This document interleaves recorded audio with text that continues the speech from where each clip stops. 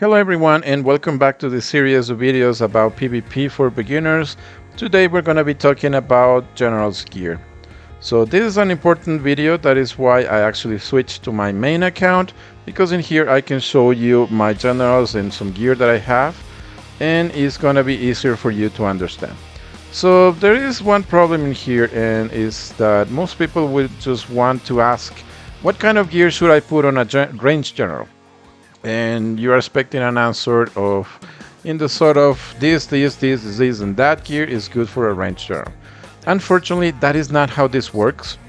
It can get very specific because you can have access to a certain type of gear, or maybe you don't have access to that gear. So I don't know what to suggest because I don't know your limitations. Okay, then another thing is maybe you are a kind of a player that plays more on the defense than on the attack, so I cannot know that.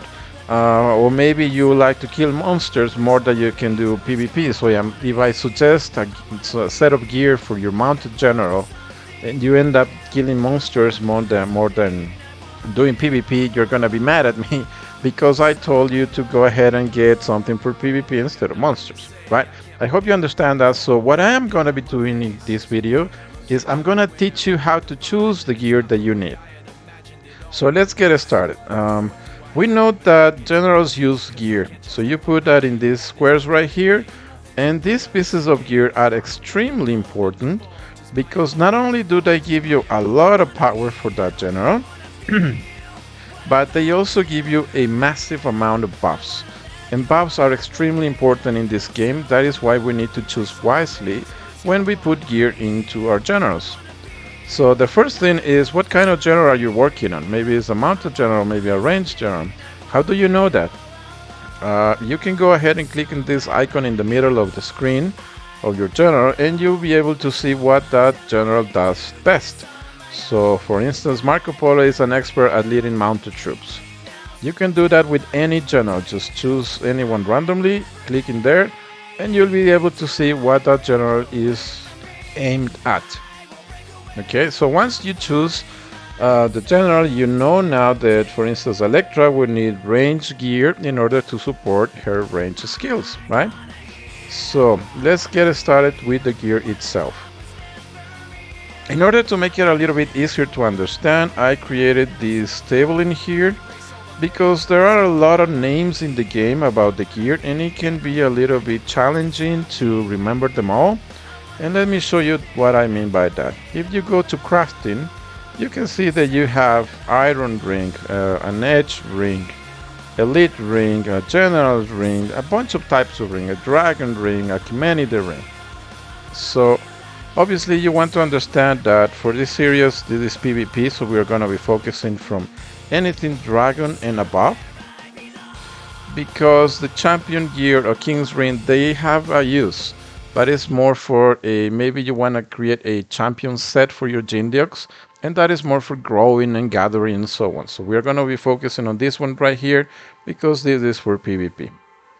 Okay, so we know that there is a dragon gear, and that would be tier 1, meaning that tier 2 is slightly better, slightly more powerful, and you can upgrade your dragon pieces into Ares pieces.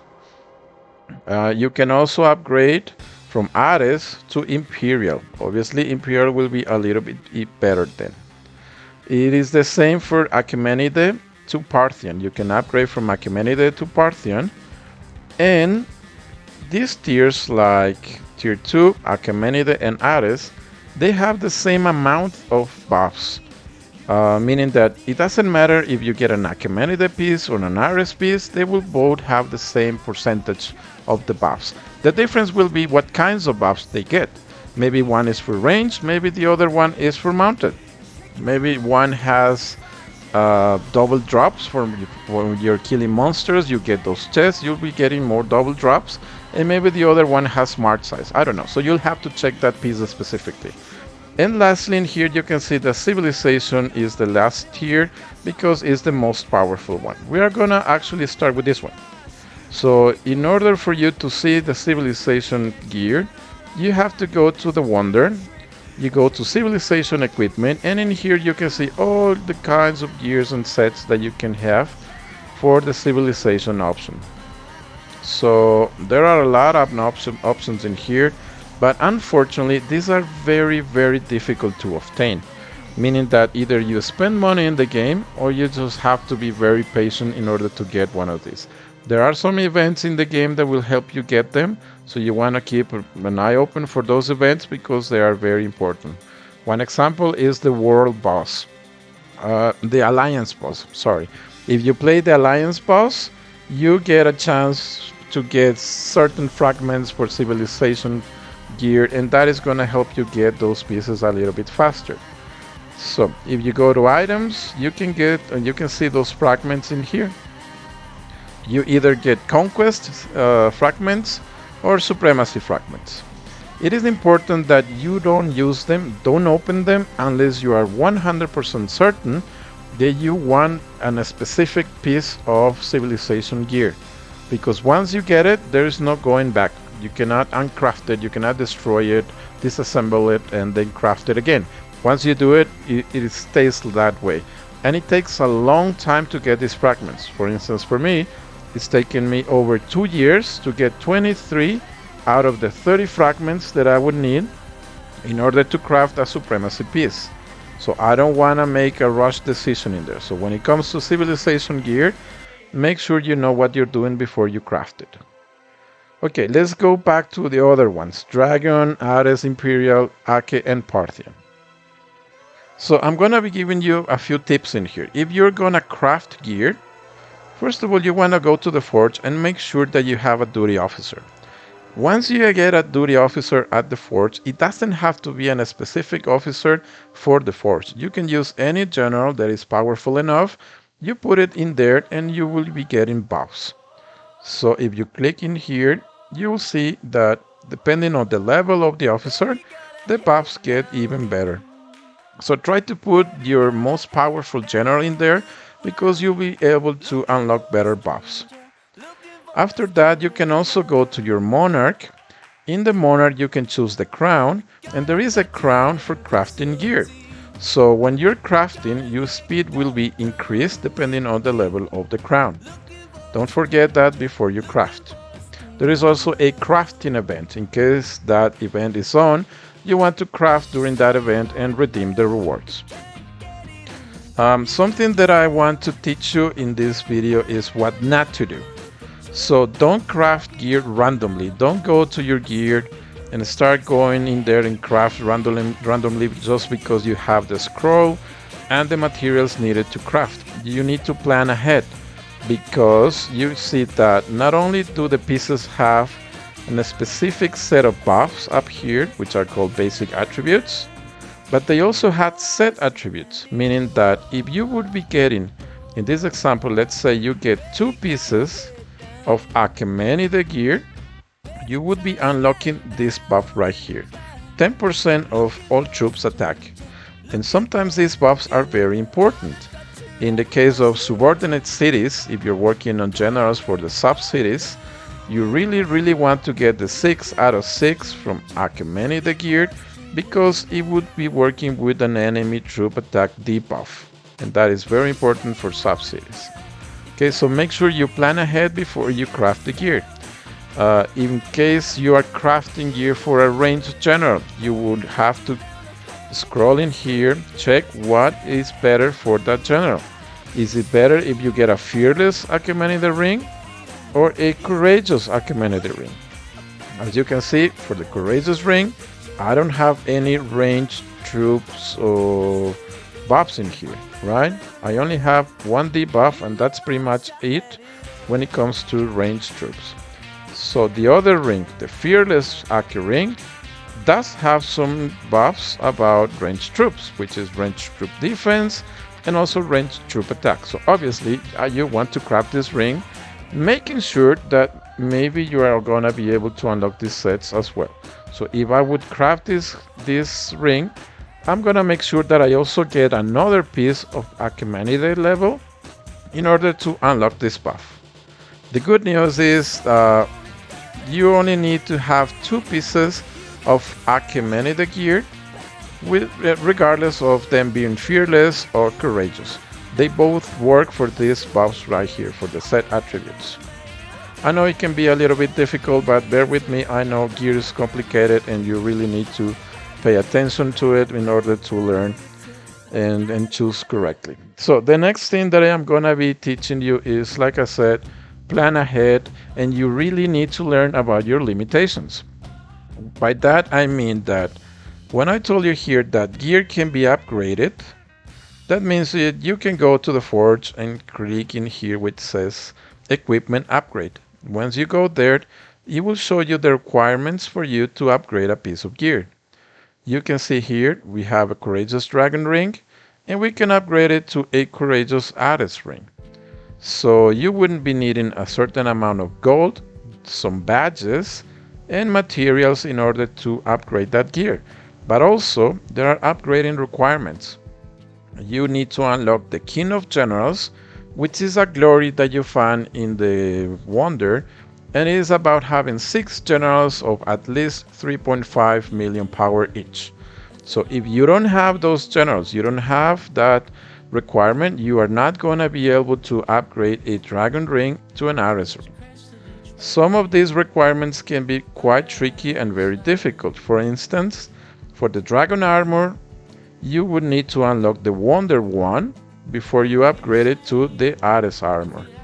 And that is a very tricky one because unlocking Wonder 1 requires you to be the king of the server, and that is very difficult to obtain. So learn your requirements before you craft the gear. Maybe you won't be able to unlock this, and that is gonna upset the set that you wanted to build, or the piece, or the final piece that you wanted to get. And that is another problem that we have here. Some of these pieces, especially going from Dragon to Ares, they have completely different buffs. So maybe you saw the Courageous Dragon armor, right? And you saw that it's got Mounted Troop attack, Mounted Troop defense, attacking Mounted Troop HP, and Ranged Troop HP. So 3 buffs for Mounted and 1 for range. But once you upgrade it to the Ares armor, you're gonna be seeing here that this remains the same, right? So you have the exact same buffs, but only better percentages. That is not the case for all the pieces. If we go back here to the rings, you can see that going from the dragon ring to the Ares ring gives you something completely different. For instance, you can see that the dragon ring has some construction speed in the sub-cities, and march size and range and ground buffs, right? If you go to the Ares ring, there's no construction anymore, and you can have here also ground range and march size, but the construction is gone. So you really need to learn that these buffs or these pieces can have very different buffs in them, and you really want to check the final piece before you craft it. So don't trust yourself with the buffs that you get from the dragon gear. Okay. One last thing that I'm going to be telling you in here is that also these tiers of gear, they can be refined. Gear can be refined. You can go to your gear, click in craft, and you can increase the star that they have. This is a given one. You want to do that. It only costs a little bit of gold, and that would improve the buffs. But if you click here when it says refine, you can refine any piece that you want, and that would be giving you buffs. So I have some rings in here that are already refined, and you can see that by refining them, I increase all these buffs, and these are big buffs. Okay, so I was able to refine a dominant imperial ring with a bunch of ranged troop and siege machine attack. Okay, you can refine the gear. The problem is that depending on the tier of the gear, there are some limitations to this refining. In here you can see that the dragon gear will have a 20% refining cap, meaning that your best buff will be 20%, while Achaemenid and Ares gear will have a 25% cap. Parthian and Imperial remain with the 25%, and Civilization in its own level will have 30%. So what is the problem in here? The problem is If you get a dragon piece and you refine that piece, you are only gonna get a cap of 20%. So let's say you have 4 refines of 20%. Once you upgrade that piece to an Ares gear, you will remain with the 20%. You will not be increasing it to 25. Meaning that now, since you upgrade it, you're gonna have to refine it again in order to get that 25. And refining can be quite tricky because it costs a lot, and I mean a lot of gems and refining stones when you do it. When you lock these ones to refine them, improve them, it's gonna cost you a lot of gems to do so. So my recommendation is don't refine any dragon gear. Start refining once you have Achaemenid or Ares gear. Okay, Achaemenid on Ares, then you can start refining. And the last thing is, you want the forge to be at least a level 33, because at level 33 you are going to be able to craft the dragon gear and obviously the Achaemenid gear, which are the most important ones in the game for free-to-play players. Okay, I think I made myself clear when it comes to gear. I cannot tell you exactly what to craft because I don't know what you need or your specific needs are. That is why it's more important for you to just go ahead, read the gear, make sure that whatever there is that you're crafting works for what you need. The weapons work all the same. So make sure you read before you craft them, because for instance the spear has a bunch of mounted troop attack while the bow has ranged troop attack. So you only have to slide in here and read and see what is better for you to craft. Okay, so the next video will be about buffs. This is going to be a short video, so if you want to keep watching, you can just move ahead and check the next video. I'll see you in there. See ya.